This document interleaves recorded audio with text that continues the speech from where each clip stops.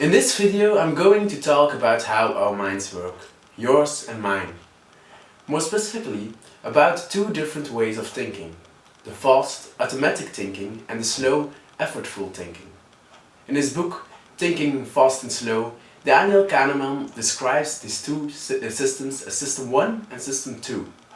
His book was the main source of information for this educational movie, completed with information from the teaching notes of the course Business Skills by Herman Van Den Broeck. This video is made as a group assignment for this course.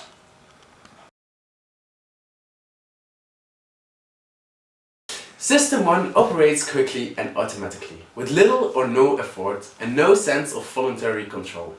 The system enabled us to act fast in situations of danger and to perform tasks that seem no need for attention, like walking or breathing. Some of the skills of System 1 we inherit from our ancestors, such as recognizing objects, avoiding losses or fear of sudden shadows. Others have been learned in the course of the years, like the capability to read, what is the capital of France, what is 2 plus 2. The learning of these skills occur mainly via earlier made mistakes. This knowledge is stored in memory and accessed without intention and without effort. Let's look to an example.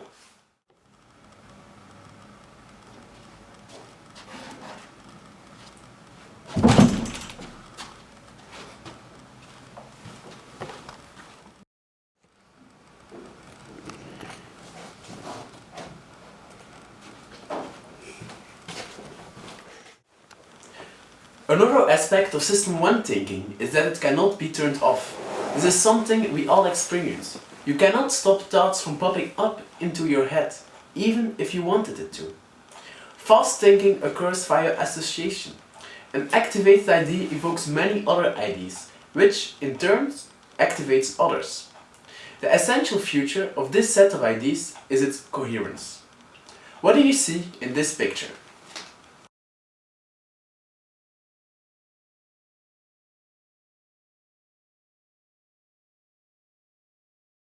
Now, what do you see in this picture?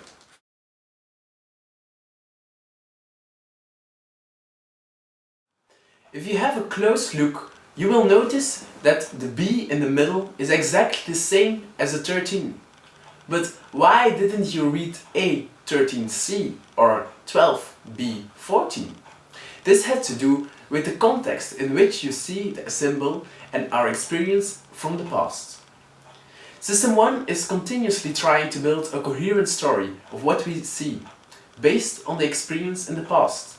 Like this, you continually evaluate events around you as normal or abnormal. When an event does not stroke with your expectation of what is normal in the world, you will be surprised and System 2 is activated to search for an answer to this problem. System 2 allocates attention to the activities that demand it, like complex computations, telling someone your phone number, or making comparisons. It operates slowly and thoughtfully. When the attention is drawn away, the activity is disrupted. It is impossible to do several activities of System 2 at the same time, because they all require effort. For example, when you are driving your car while talking to a passenger, and you arrive at your destination, you want to park your car, and you immediately stop talking so you can focus on parking your car. However, when you become skilled in a task by deliberate practice, its demand for energy diminishes, and the task can become an activity of System 1.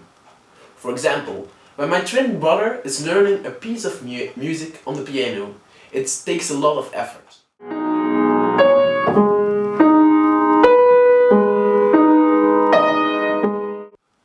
However, after a few months of practicing, it becomes his second nature. It becomes a System 1 activity.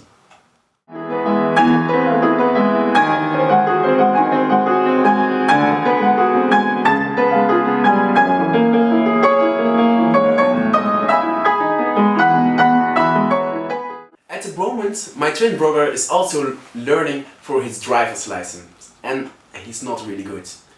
At the moment, for him, it's a System 2 activity.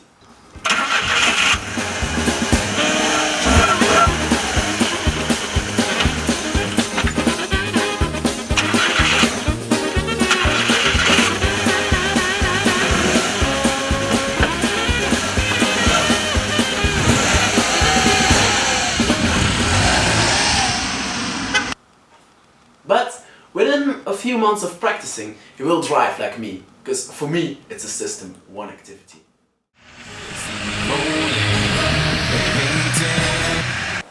Whenever we are awake, both systems are at work.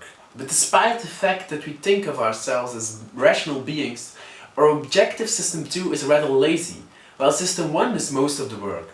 System 1 is continuously scanning the environment, interpreting the objects and events we see in a manner which makes sense.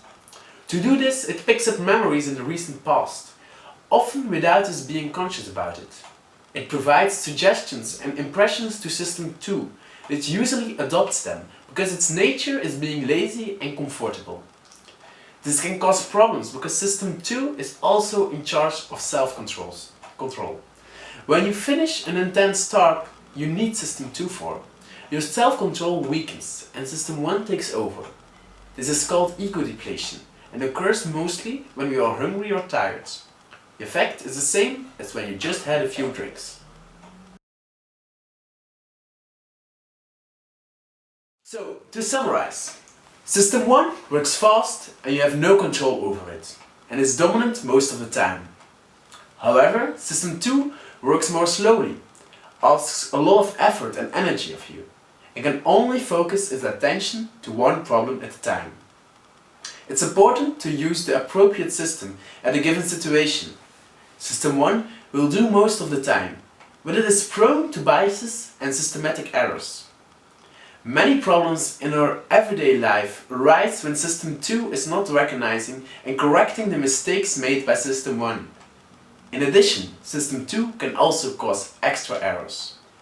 If you want to learn more about this, you should definitely read the book by Kahneman, which focuses on the biases we make and how to correct them in real life. For example, one of these biases we make is selective blindness. You might have noticed that there is a different clock hanging on the wall, but did you notice the other changes?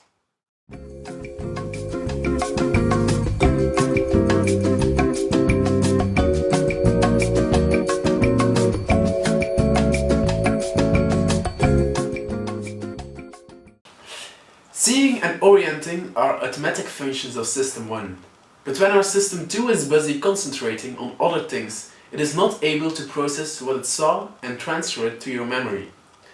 If you did not manage to spot the differences in the background, this was probably because your System 2 was too busy listening to our explanation. If you were able to spot all the differences, you were not paying enough attention to our explanation, and we advise you to look at it again. Maybe you will see the last difference.